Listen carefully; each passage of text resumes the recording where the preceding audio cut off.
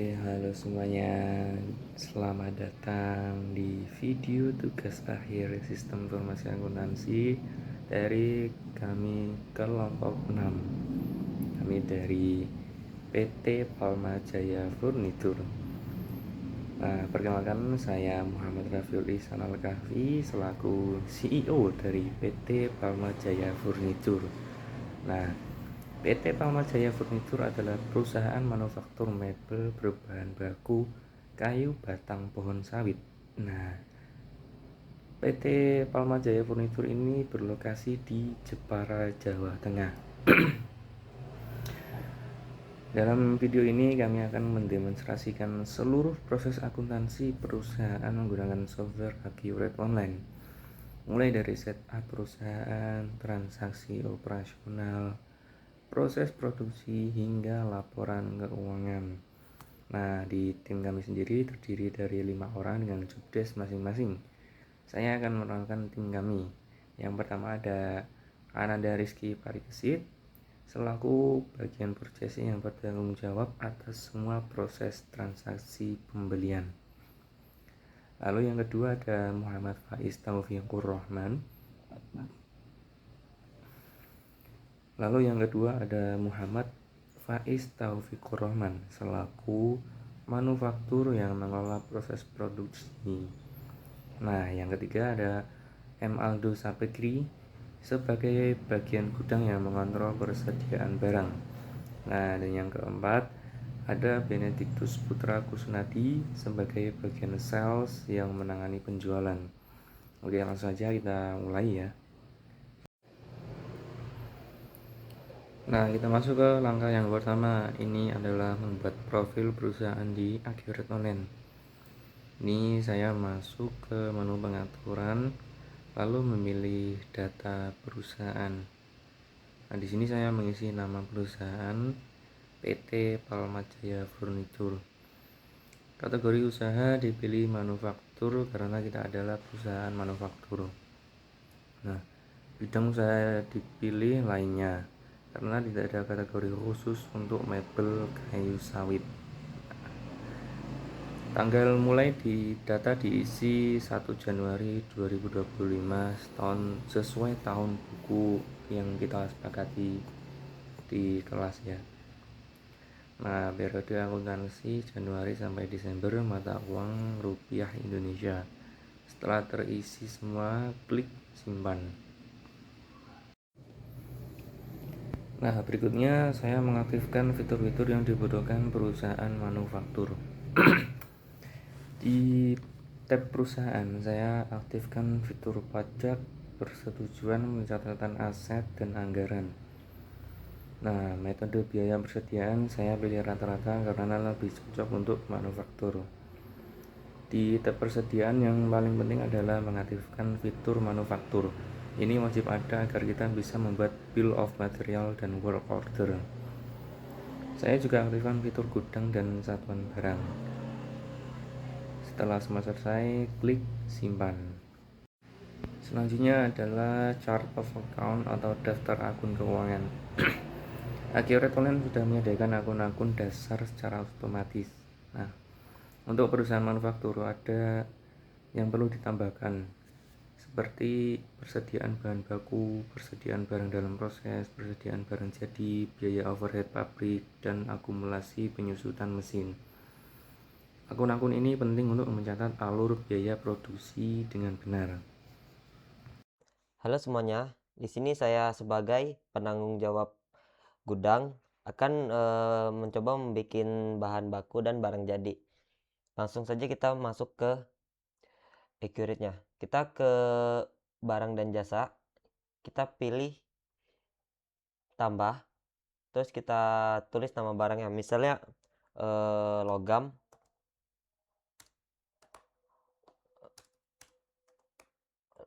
terus kategori barang itu umum, jenis barang itu persediaan. Tipe persediaan tuh ini bahan baku karena logam tuh bahan baku guys. Jadi kita masukin kodenya misalnya LGM 012.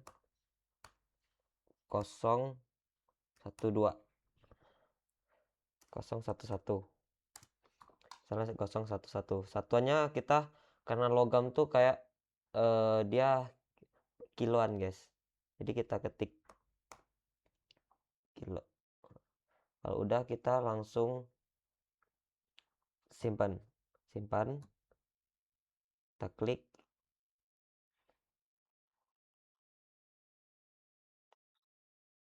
Oh anjir, salah tipe persediaan. Walah anjir. Sorry. Ini langsung aja sih ya, nggak gue itu. Halo semuanya, di sini saya ya sebagai penanggung jawab gudang akan mencoba membuat bahan baku dan barang jadi. Langsung saja kita masuk ke accurate-nya. Nah, di sini kita misalnya di ini kita pilih barang dan jasa. Terus kita ke sini dulu, pilih barang dan jasa. Kita klik tambah. Terus kita ketik nama barangnya misalnya logam. Terus kode barangnya tuh umum.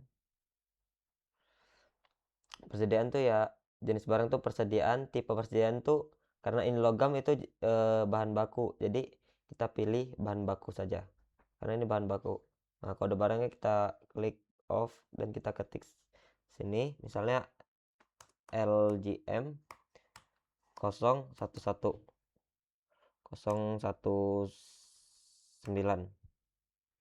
begini aja 222.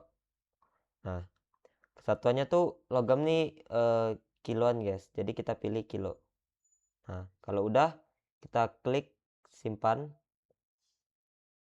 Nih, udah berhasil disimpan, berarti udah kita lihat apakah sudah berhasil tertambah. Kita cari, kita coba lihat apakah sudah berhasil ditambahin. Nih, udah berhasil, guys. LGM 222. Satuannya tuh kilo. Nah, terus kita nambahin barang dan jadi. Kita klik tanda tambah lagi, kita ketik misalnya rak rak buku. Rak buku, kategori barangnya umum, jenis barangnya itu tetap persediaan. Nah, tipe persediaannya karena ini rak buku, jadi kita pilih barang jadi. Tadi logam bahan baku, kalau misalnya rak buku ini itu barang jadi. Kita klik yang diproduksi, kita kode barangnya kita buat, misalnya RB 022. Kalau udah satuannya kita pilih. Satunya pilih apa coy? Misal barang jadi satunya. Rak kan ya picis lah. Nah, kita karena rak buku kita jadi pilihnya picis. Kita coba klik di sini. Kita coba ketik picis. Udah. Picis. Nih, kalau udah gini kita klik simpan lagi. Simpan. Apa nih, informasi barang di hasil rak buku berhasil disimpan. Kita coba lihat. Kita masuk ke sini. Kita cari lagi apakah barang jadi rak buku itu udah masuk atau belum.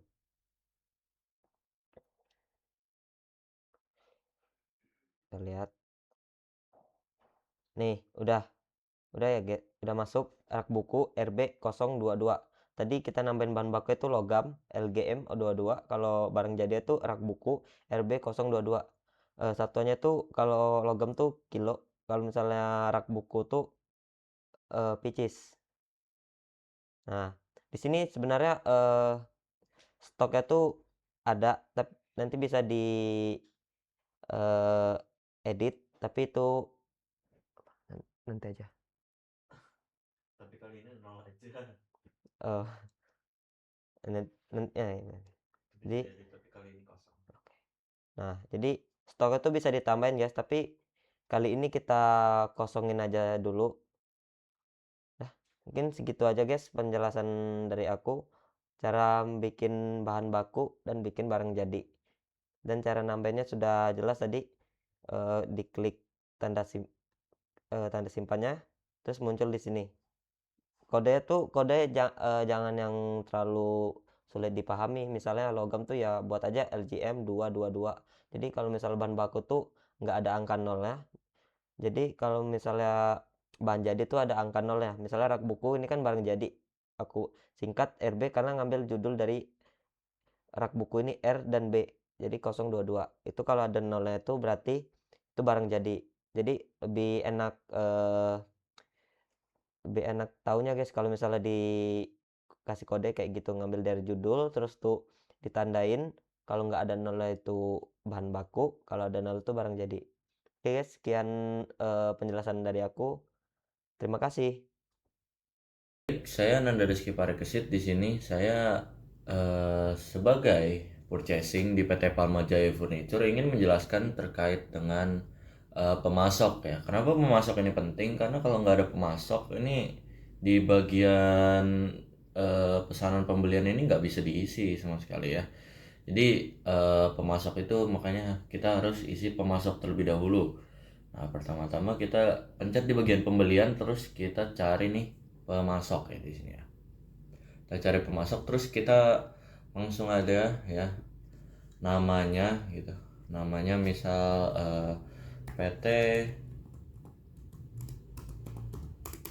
PT Maju Jaya Mesin ya. PT Maju Jaya Mesin. Di sini kita lihat ID pemasok ya, pemasok. Terus kategorinya kalian isi apa aja bebas, dan ini nomor teleponnya bebas aja ya, misal 08, nah ini aja 0811112222 ataupun nomor handphone ataupun apa. Tapi alamat pembayaran ini wajib ya, kalau nggak salah sih ini wajib, jadi alamat. Nah, alamatnya kok kita bikin aja ke Tintang, Kota Surabaya ya. Tintang, Kota Surabaya, kode pos ada, Provinsi Jawa Timur, negara Indonesia ya. Dan tipe pemasoknya di sini juga dijelaskan ya, ada perusahaan perorangan pemerintah gitu. Nah, terus di sini ada bagian kontak, ada bagian pembelian ya. Pembeliannya bisa apa aja di sini ya, bisa net 30, net 45, net 60 ya, COD dan lain-lain. Terus ada akun utang, ada pajak, saldo utang, lain-lain. Dan kenapa pemasok ini penting ya, sekali lagi kalau nggak ada pemasok maka pesanan pembelian ini tidak dapat dilakukan ya, karena di dalam pesanan pembelian ini harus memasukkan pemasok gitu. Dan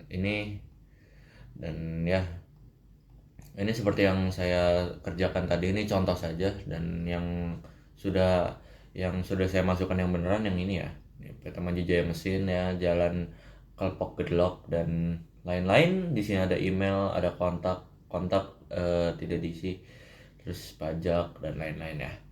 Oke, baik. Baik, di sini saya sebagai Ananda Rizky Parekesit ingin menjelaskan terkait dengan siklus pembelian ya. Saya sebagai orang purchasing di sini, oke.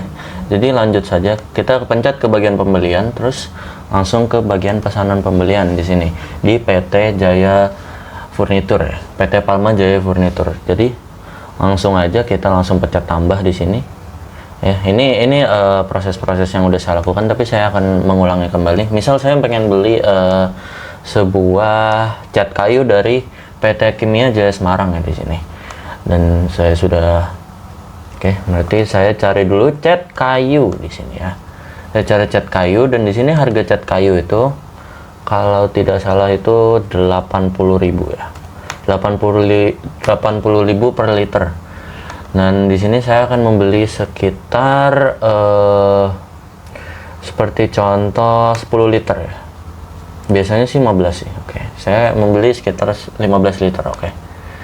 Nah, di sini saya akan menaruh juga di gudang utama. Oke. Gudang utama, terus langsung lanjut.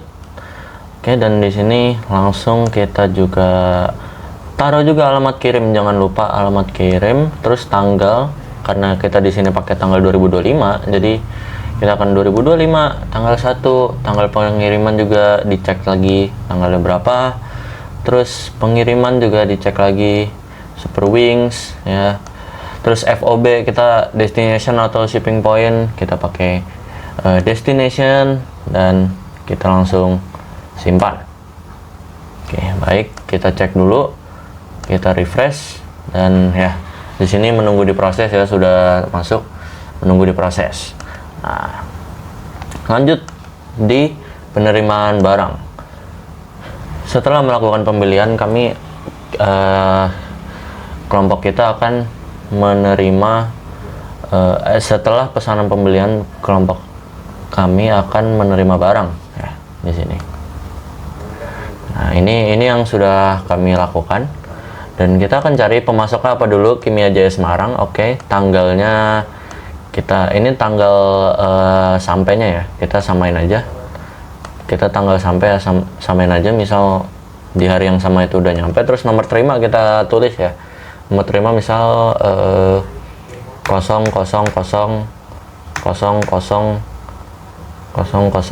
ya, kosongnya 5 kali.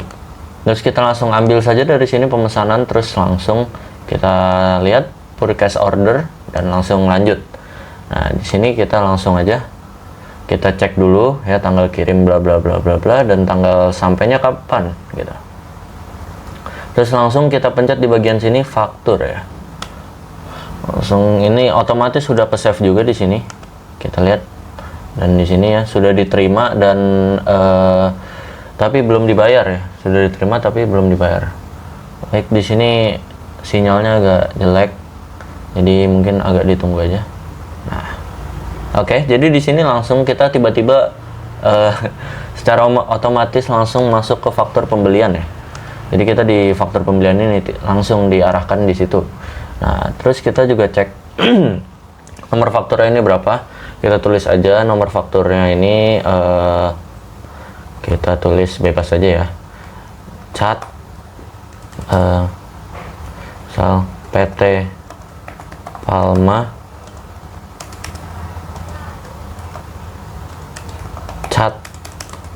cat kayu 002 gitu ya. Cat kayu 002 gitu ya. Cat kayu 002. Terus kita lihat juga tanggal pengirimannya tanggal berapa. Untuk rekening bank juga bisa disetting ya di sini. Terus untuk keterangannya ya. Terus cek-cek juga, dan ini tanggal fakturnya kita juga harus cek, karena kalau kami di sini pakai 2025, jadi kita setting aja 2025. Dan ya, langsung aja di save. Oke. Setelah di save, kita langsung masuk ke bagian pembayaran pembelian. Setelah ada faktur, langsung dibayar. Nah, terus pembayaran kemana? Kita langsung aja ke Kimia Jaya Semarang, pemasok yang tadi. Terus kita pakai bank BCA alias bank utama dari PT kita. Terus di sini kita langsung ambil saja. Kita langsung ambil, otomatis ada di sini. Di sini otomatis ada. Terus lanjut aja, pencet. Terus jangan lupa di sini tuh di refresh dulu ya. Kalau nggak di refresh tuh bagian nilai pembayaran ini bakalan bakalan tetap 0 gitu. Ini kita refresh jadi segitu. Terus kita cek juga di sini ya, adakah yang salah gitu. Terus kita bisa tambahkan keterangan di sini. Terus kalian juga cek juga tanggal bayarnya tanggal berapa. Dan kita ubah dulu, karena kita pakai 2025, kita langsung ubah. Terus ya, kita langsung simpan saja ya di sini. Kita langsung simpan dan kita cek sudah masuk di sini ya. Ini sudah masuk di sini, dan kita juga cek di faktur pembelian. Ini sudah lunas ya, sudah lunas. Di penerimaan barang juga ini yang dari diterima jadi di faktur. Terus dari bagian pesanan, dari yang menunggu diproses jadi terproses. Oke, mungkin ini salah satu contoh yang bisa saya berikan dari siklus pembelian ini ya. Terus di sini ada banyak sih, ada retur pembelian. Kalau misal nggak pas, ini caranya juga ya kurang lebih sama lah ya. Kalian bisa ambil gini, terus diambil-ambil gitu ya. Oke, dan ini contoh yang udah saya berikan di sini. Kami membeli banyak-banyak barang di sini ya. Terus kita cek juga barang dan jasa ya. Di barang dan jasa, kami cek juga di bagian cat kayu ya. Di sini kalian bisa lihat di sini ada 6 cat kayunya, dan setelah kita beli akan bertambah ya, dan ini cat kayunya 21 liter. Dan kami di sini membeli banyak barang, terutama dari PT Dari PT Maju Jaya Mesin, kami membeli banyak-banyak mesin di sini. Ya, banyak mesin dengan total 43 juta plus pajak ya. Terus kita lihat juga di PT Sawit Sukses, kami membeli banyak kayu gelondongan sawit dan pelumas dan palm wax dengan total 29 juta 300. Oke.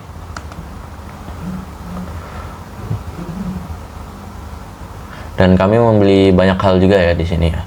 Kalian bisa lihat kita membeli amplas, paku, sekrup, lem kayu dan lain-lain ya. Oke, mungkin itu saja yang bisa saya jelaskan. Mungkin selanjutnya akan dijelaskan oleh anggota karyawan saya yang lain. Terima kasih.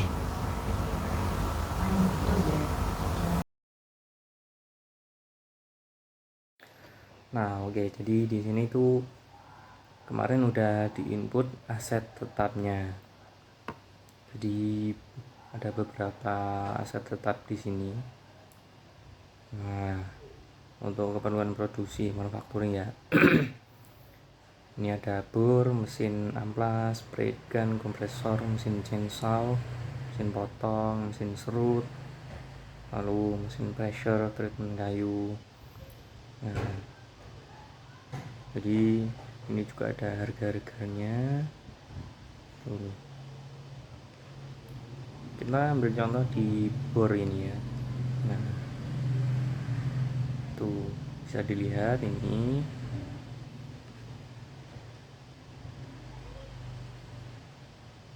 Nah, kategori aset, bahan buat kayu, lokasi awal aset di kantor pusat.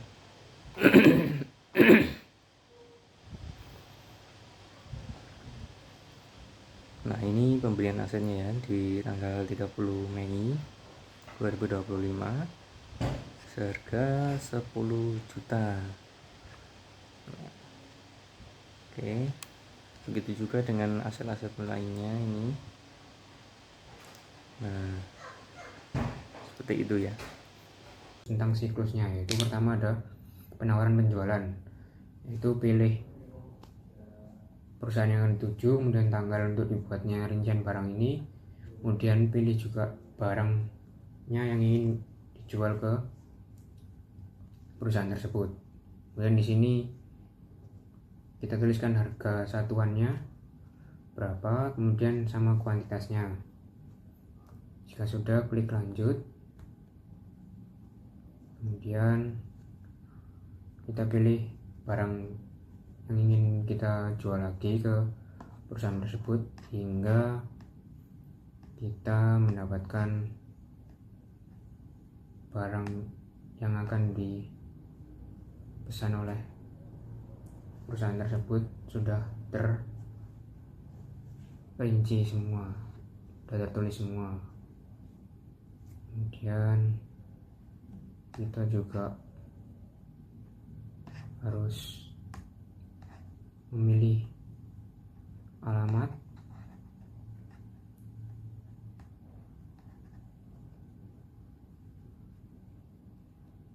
dan pembayaran, kemudian klik cetak. Lalu di sini ada pesanan penjualan. Pesanan penjualan ini sama seperti tadi, sisa isi perusahaannya, kemudian tanggalnya, kemudian kita klik ambil dari penawaran tadi, terus klik lanjut, kemudian kita isi tanggal pengiriman sama jenis pengiriman yang kita inginkan. Misalnya ada Super Wings, kemudian FOB kita ganti ke destination, kemudian kita klik cetak. Kemudian yang ketiga ini ada pengiriman pesanan. Yang pertama itu kita harus cari dulu perusahaan yang kita akan kirim tadi, misalnya PT Skincaw itu, terus tanggalnya kita ubah untuk tanggal ini, rincian barang ini, rincian pengiriman ini, kemudian klik ambil di pesanan, kemudian pesanan yang tadi, klik lanjut, kemudian langsung klik cetak aja, lalu akan muncul surat jalan. Kemudian yang keempat ini ada faktur penjualan. Kita pilih dulu pelanggan kita, misalnya PT Skin Chow, kemudian tanggalnya kita pilih, kemudian klik ambil terus pengiriman yang tadi. Misalnya ini ada, kemudian kita cetak langsung faktur penjualannya, lalu muncul dokumen tentang faktur penjualan ini.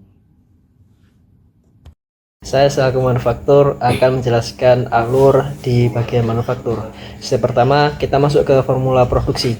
Ini barat kita lagi bikin resep masakan, tapi buat barang. Di sini kita setup daftar kebutuhan bahan baku. Sistem bakal tahu nih, buat merakit satu kursi atau meja kerja butuh kayu berapa potong, paku berapa biji, dan lem berapa banyak. Intinya kita menetapkan di awal biar produksi nggak berantakan.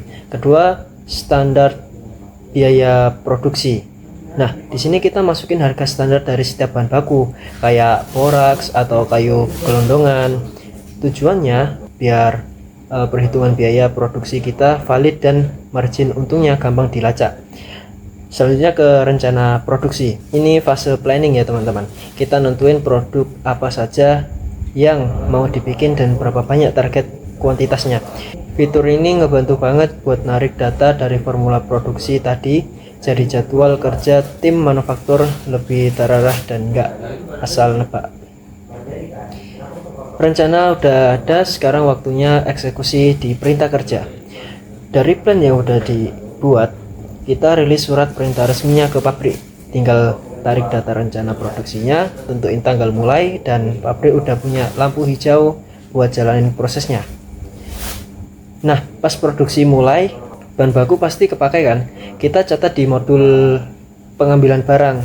Ini ngasih tahu sistem kalau bahan baku ditarik dari gudang buat ngerjain orderan tadi. Ini krusial banget biar sisa stok di gudang tetap sinkron sama data sistem. Yang terakhir, penyelesaian barang jadi. Kalau meja atau kursinya udah selesai dirakit, kita catat di sini sistem otomatis bakal ngurangin bahan baku yang dipakai dan menambahin stok produk jadi ke gudang utama. Barang siap jual, alur faktur selesai. Seperti itu.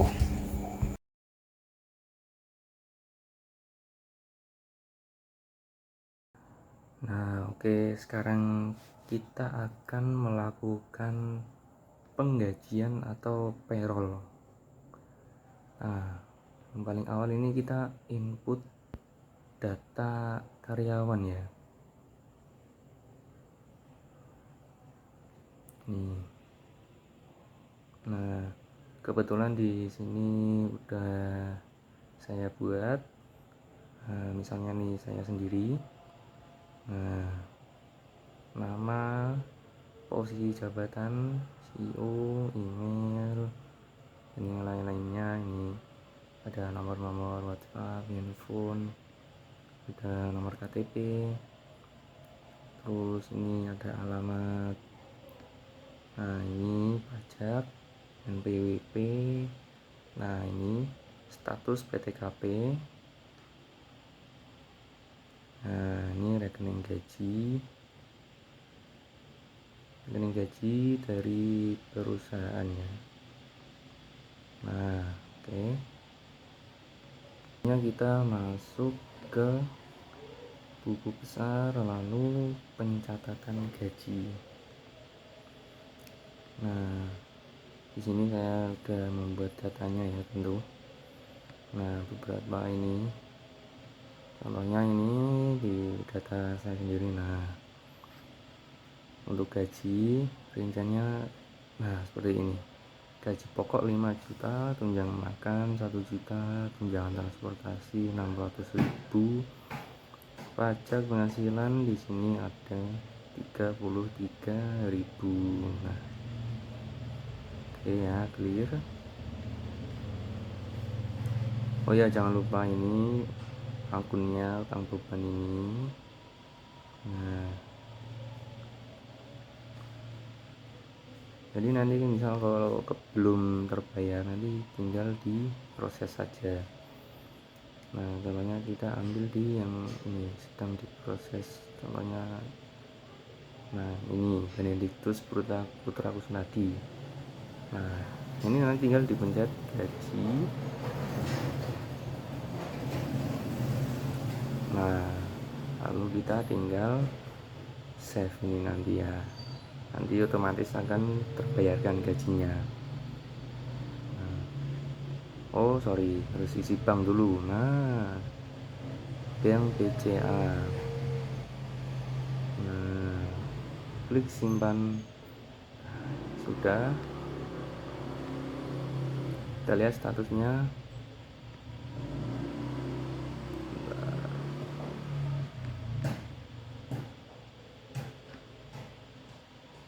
Kita refresh. Nah, sudah terbayar ya. Nah, begitu ya untuk payroll sampai di sini. Nah, setelah semua transaksi tercatat, saatnya kita melihat laporan keuangan PT Palma Jaya Furniture. Nah, laporan di sini saya buka di laporan laba rugi. Di sini terlihat pendapatan dari penjualan mebel, dikurangi harga pokok penjualan atau HPP, dan dikurangi beban operasional. Hasilnya adalah laba rugi bersih perusahaan. Dapat dilihat di sini laba bersihnya adalah 15 juta sekian. Nah, laporan selanjutnya adalah neraca. Di sini terlihat posisi aset perusahaan, kas, bank, persediaan, dan aset tetap mesin. Nah, di sisi kanan terlihat kewajiban dan modal perusahaan. Neraca harus seimbang antara total aset dan total kewajiban plus modal. Nah, demikianlah demonstrasi sistem informasi akuntansi PT Palma Jaya Furniture menggunakan sistem software Accurate Online. Nah, kita telah melalui seluruh siklus akuntansi perusahaan manufaktur, dari setup awal, pembelian bahan baku dan mesin, lalu penggajian karyawan, proses produksi, dan sampai akhir hingga laporan. Nah, terima kasih kepada seluruh tim teman-teman saya, Ananda Rizky Parikesit, Benedictus Putra Kusnadi, Muhammad Faiz Taufikur Rahman, Emaldo Sapikri. Terima kasih juga kepada dosen pembimbing Bapak Danang Ari, ya, selaku dosen pengampu sistem informasi akuntansi. Terima kasih, sampai jumpa.